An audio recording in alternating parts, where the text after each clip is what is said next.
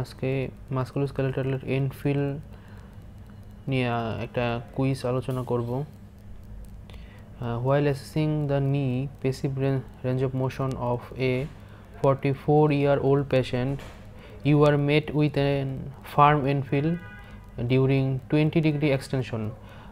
20-degree extension passive 20-degree extension করার সময় আমরা ইনফিল পেলাম farm. This type of infill is most likely to be present in which of the following: osteoarthritis, B. loose bodies in a joint, chondromalacia patella, increased muscular tonus. Think about the answer, pause the video, and meanwhile match the answer with my answer.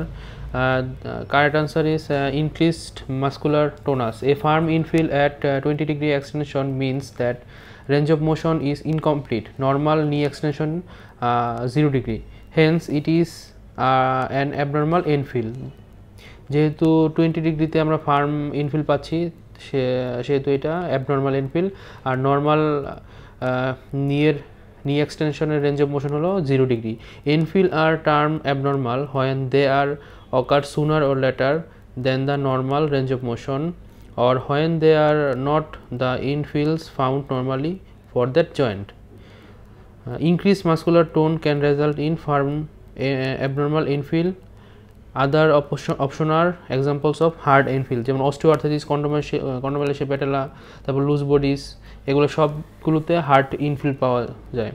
Additional example of hard abnormal end feel are fracture আর কি myositis ওসিফিকেন্স। ফ্র্যাকচারে MT ইনফিলও পাওয়া যায়, আর myositis ওসিফিকেন্স এবং ফ্র্যাকচারে আবার hard ইনফিলও পাওয়া যেতে পারে।